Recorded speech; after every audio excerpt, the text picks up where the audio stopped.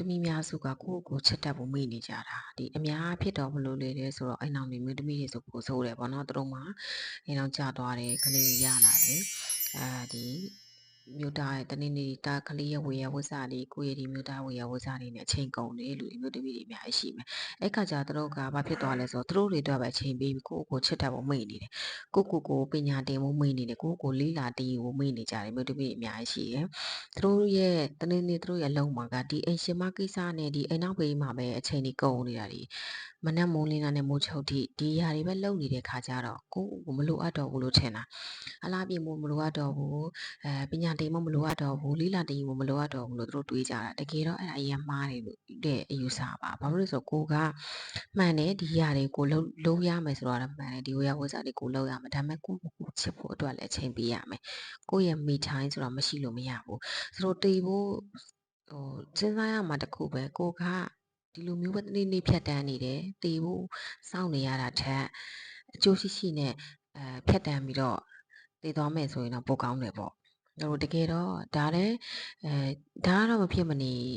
တချို့ဆိုရင်ဒီသားသမီးတွေရလာတဲ့အချိန်မှာကလေးတွေရွယ်ရောက်လာတဲ့အချိန်မှာဒီသားသမီးတွေကအမိဘကိုပြောကြတယ်ပေါ့နော်အမေကဒီတက်ရွယ်ဆိုင်နေပြီဒီလုပ်ဖို့လို့ဘာလို့လုပ်တာလဲဘာလို့လိုးတာလဲဘာလို့လုပ်တာလဲအတက်တွေကြီးနေပြီရောက်နေပြီမလို့တော့တယူနေတော့ဘာလဲယူထားတာလားဒါပြောတယ်ဘာဖြစ်လို့လဲဆိုတော့ဒီနေ့ဒီအန်ဒီတယောက်ကိုဒီနေ့တင်တန်းတင်တော့ပေါ့နော်ဆိုတော့ဘိုင်ဝမ်တင်တော့သူကအသက်50လောက်တော့ရှိလိမ့်မယ်ပေါ့နော်ဒါမှအရင်ဒီအန်တီကိုဆိုတော့အရင်လေးစားတယ်ဘာလို့လဲဆိုတော့သူအရင်အတစ်ဖြစ်တယ်ပေါ့သူ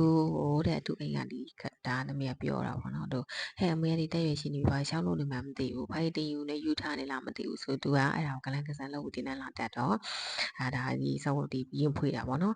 သူကလုံးဝမသိအောင်ခိုးပြီးတော့လာပြီးတော့ပညာသင်နေဒါအရင်ကောင်းနေစားအနေနဲ့ဒါကိုအရင်ကြီးအားပေးတယ်ဘာလို့လဲဆိုတော့ကိုကခုနပြောတဲ့အတိုင်းပဲပေါ့နော်တီးဖို့စောင့်နေရတဲ့အတွက်ကိုဘဝကိုကျန်ရှိနေတဲ့အချိန်မှာအကျိုးရှိတုံးချဖို့လိုတယ်ကိုရဲ့မိထိုင်ကိုချစ်ဖို့ပညာတည်ဖို့လေးလာတည်ဖို့အများကြီးလုပ်လို့ရတယ်အနောက်ကျသွားတယ်ဆိုတာမရှိဘူးကိုရဲ့ဝင်ငွေနဲ့ကိုတောက်ပနေလို့ရတယ်ဒီချိန်မှာတော့ကိုမှ result မရှိဘူးကိုမှစလုပ်တာဖြစ်တဲ့အတွက်ရလက်မရှိနေတော့ကိုတို့တွေယုံကြည်နေမှာမဟုတ်ဘူးယူလို့ထင်နေမှာ